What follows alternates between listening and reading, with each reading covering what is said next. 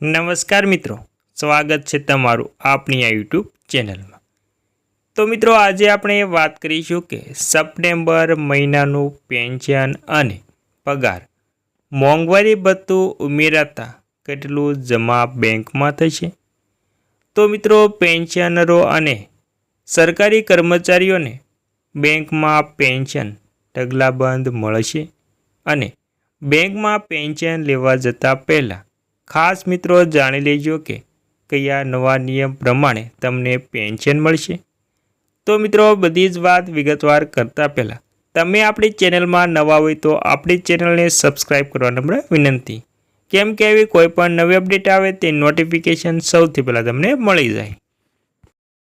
તો મિત્રો, વિગતવાર વાત કરીએ તો ડીએ વધારો કેન્દ્ર સરકારે તેના લાખો કર્મચારીઓ અને પેન્શનરોને રાહત આપતા 7મા નાણાં પંચ હેઠળ મોંઘવારી ભથ્થા એટલે કે ડીએમાં 2%નો વધારાને મંજૂર કર્યો છે, જેના કારણે કર્મચારીઓના પગારમાં આટલો વધારો થશે। સરકાર દ્વારા જારી કરાયેલા અપડેટ સંબંધિત સંપૂર્ણ માહિતી જાણવાના છે મિત્રો। તો મિત્રો, તેના લાખો કર્મચારીઓ અને પેન્શનરોને રાહત આપતા કેન્દ્ર સરકારે 7મા નાણાં પંચ હેઠળ મોંઘવારી ભથ્થામાં 2%ના વધારાને મંજૂરી આપી છે। આનો અર્થ એ થયો છે કે સરકારી કર્મચારીઓ અને પેન્શનરોની માસિક આવકમાં વધારો થશે। આ વધારાને કારણે તેમની નાણાકીય સ્થિતિ સુધરશે। પણ શું તમે જાણો છો કે હવે તમારા ખાતામાં કેટલા પગાર આવશે? તો મિત્રો, ચાલો તેને ગણતરી રીતે જાણીએ। તો મિત્રો, 66.55 લાખ પેન્શનરોને આનો લાભ મળશે। નવું મોંઘવારી ભથ્થું એટલે કે ડીએ 1 જાન્યુઆરી 2025થી અમલમાં આવ્યું, જેના હેઠળ સરકારી કર્મચારીઓને હવે બાકી રકમ મળશે।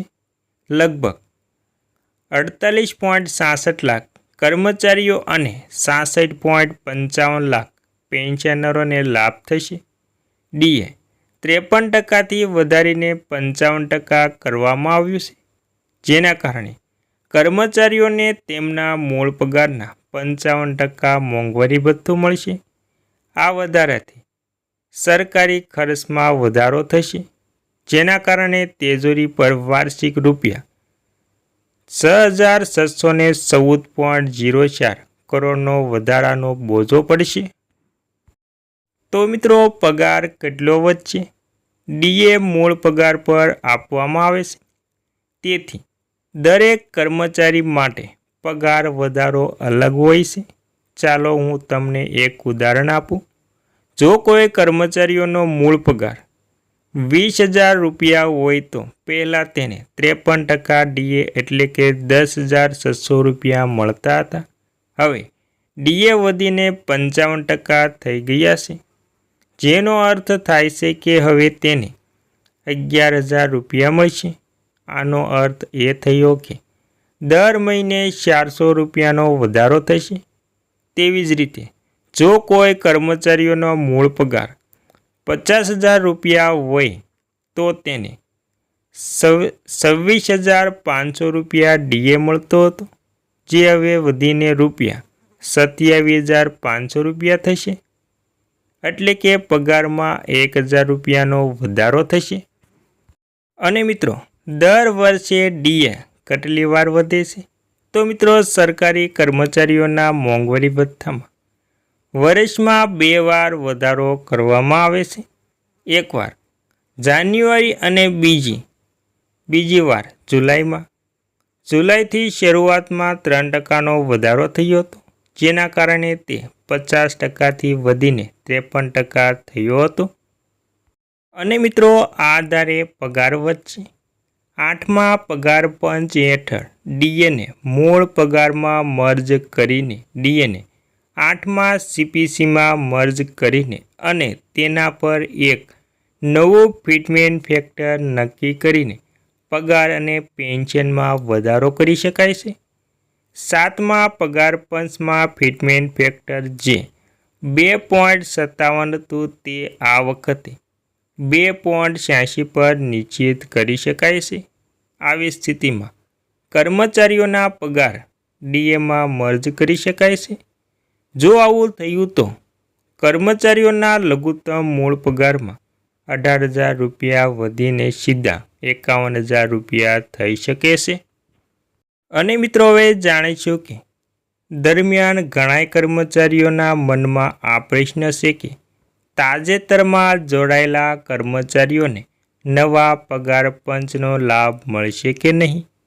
આ સંદર્ભમાં સરકારે એક નવી પગાર વધારો નવી ફોર્મ્યુલા અમલમાં મૂકી છે.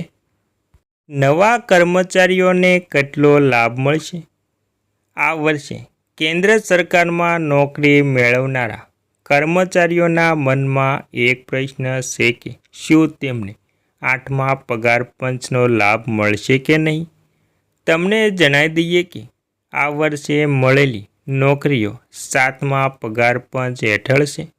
જ્યારે પણ 8મું પગાર પંચ એટલે કે 8મું પગાર પંચ સમાચાર લાગુ કરવામાં આવશે ત્યારે તે તમામ કેન્દ્ર સરકારના કર્મચારીઓ પર સમાન રીતે અસરકારક રહેશે. અલબત્ત જોડાવાનું આ વર્ષ અથવા તો તે પહેલાંનું થશે. અને મિત્રો કેટલાક નિષ્ણાતો માને છે કે જ્યારે નવું પગાર પંચ થશે એટલે કે જાન્યુઆરી 2026 સુધીમાં ડીએ 55થી 60% સુધી પહોંચી શકે છે. 8મા પગાર પંચના અમલીકરણ સાથે ડીએને મૂળ પગારમાં મર્જ કરવામાં આવશે.